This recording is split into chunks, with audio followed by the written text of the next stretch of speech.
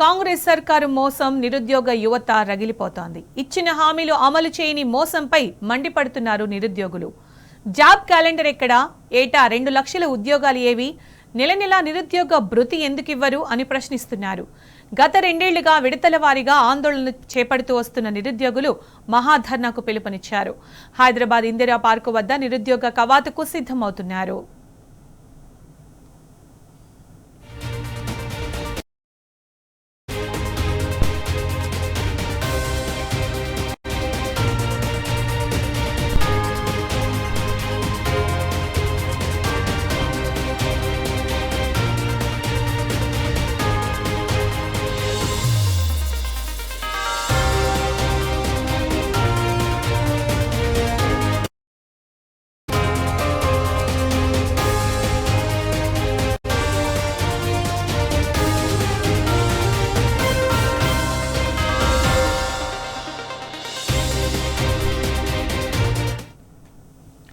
నిరుద్యోగులను ఉసిగొల్పి ఎన్నికల్లో వాడుకొని తీరా గద్దెనెక్కాక మోసం చేసిందని నిరుద్యోగులు బగ్గుమంటున్నారు. 2 లక్షల ఉద్యోగాలు, జాబ్ క్యాలెండర్ అంటూ మోసపుచ్చిన వైనంపై రాష్ట్ర వ్యాప్తంగా తీవ్ర ఆగ్రహం వ్యక్తమవుతోంది. నిరుద్యోగుల సత్తాను చూపేందుకు ఈ నిరుద్యోగ కవాతును పిలుపునిచ్చినట్టు నిరుద్యోగ జేఏసీ నేతలు హెచ్చరిస్తున్నారు. వేలాది మందితో ఇందిరా పార్కులో కదం తొక్కుతామని తెలిపారు. రాష్ట్రంలోని నిరుద్యోగ యువత ఈ కవాతులో పెద్ద ఎత్తున పాల్గొని విజయవంతం చేయాలని పిలుపునిచ్చారు.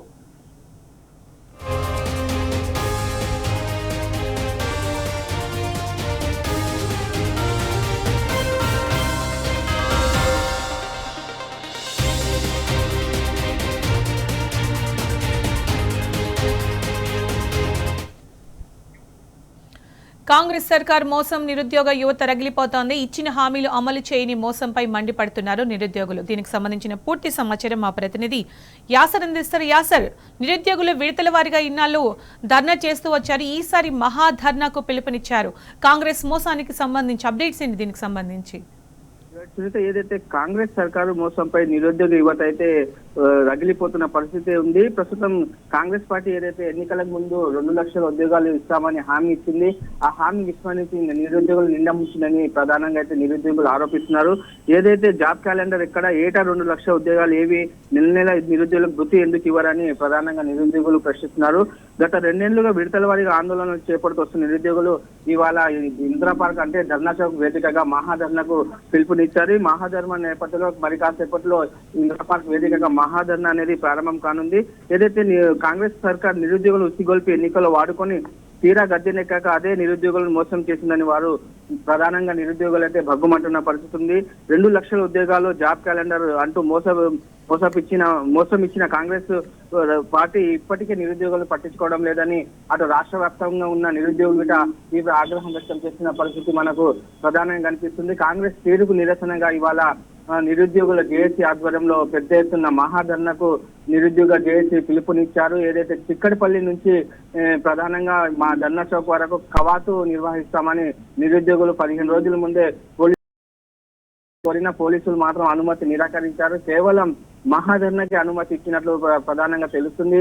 ఏదైతే కవాతు నిర్వహిస్తామని నిరుద్యోగులు చెప్పినా నిరుద్యోగులు ఇచ్చిన దాన్ని పోలీసులు తిరస్కరించారు. మరి ధర్నాకు కూడా మహాధర్నాకు కూడా షరతులతో కూడిన అనుమతి ఇవ్వడం పట్ల నిరుద్యోగులు అయితే ముఖ్యంగా ఆగ్రహం వ్యక్తం చేసిన పరిస్థితి ఉంది. ముఖ్యంగా పోలీసులకు నిరుద్యోగ ధర్నా ఆంక్షలు విధించినట్లు ప్రధానంగా తెలుస్తుంది. ప్రభుత్వ తీరుకు నిరసన ఎలాంటి షరతులు, ఎలాంటి ఆంక్షలు విధించారు? నిరుద్యోగుల ధర్నాకు సంబంధించి వాళ్ళు పెద్ద ఎత్తున ఖచ్చితంగా ధర్నా చేయాలని డిసైడ్ అయ్యారు. కాసేపట్లో ప్రారంభించబోతున్నారు కూడా. సో ఎలాంటి షరతులు ఉన్నాయి? సునీత, ఏదైతే నిరుద్యోగులు అయితే ఏదైతే చిక్కడపల్లి సెంట్రల్ లైబ్రరీ నుంచి ఇందిరా పార్క్ ధర్నా పార్క్ వరకు కవాతుగా వేలాది మంది నిరుద్యోగులు శాంతియుతంగా ప్రభుత్వానికి నిరసన తెలుపుతాం, శాంతియుతంగా ధర్నా చౌక్ చేరుకొని తమ మహాధర్నా చేపడతామని పోలీసులకు నిరుద్యోగులు అయితే అనుమతి కోరారు. కానీ పోలీసులు మాత్రం ఏదైతే నిరుద్యోగులు తలపెట్టిన కవాతుకు అయితే ఆంక్షలు విధించారు.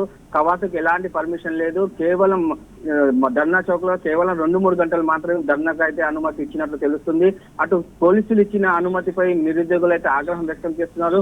ఇప్పటికీ రాష్ట్ర వ్యాప్తంగా ఉన్న నిరుద్యోగులు హైదరాబాద్ కు బయలుదేరిన పరిస్థితి కనిపిస్తుంది. ఏదైతే మరి కాసేపట్లో అయితే ఇందిరా పార్క్ వేదికగా నిరుద్యోగులు ప్రభుత్వానికి వ్యతిరేకంగా మహాధరణ చేపట్టనున్నారు. ఇందుకు సంబంధించిన ఏర్పాట్లు కూడా పూర్తిగా జరుగుతున్నాయి.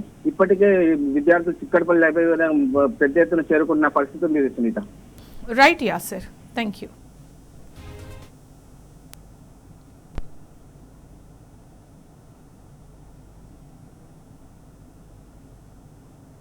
మమ్మల్ని మోసం చేసిండ్రు. ఒక సంవత్సరంలోనే 2 లక్షల ఉద్యోగాలు ఇస్తామన్నారు, అది జరగలేదు. ఆ తర్వాత ఒక ఫేక్ జాబ్ క్యాలెండర్ తెచ్చి ఆ రకంగా మళ్ళీ మోసం చేసిండ్రు.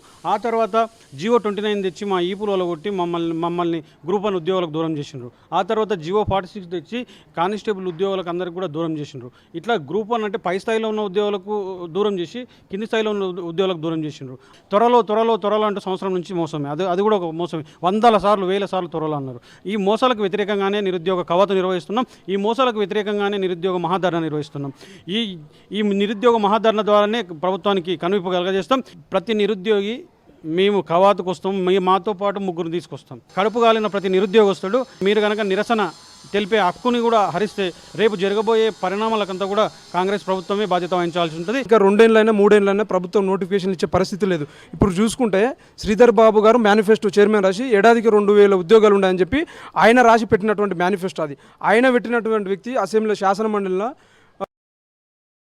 ప్రైవేట్ ఉద్యోగాలు చేసుకోపోండి అని అంటుండు. పీసీసీ అధ్యక్షుడు మహేష్ కుమార్ గౌడ్ కూడా 5 ఏళ్లకు 2 లక్షల ఉద్యోగాలు అని చెప్పి చెప్తున్నా. అంటే పచ్చి అబద్ధం. ప్రతి ఒక్కరు సీఎం కా నుంచి అబద్ధాలు ఆడుతున్నారు. కాబట్టి నిరుద్యోగులకు కడుపు మండిపోతూ ఉన్నది.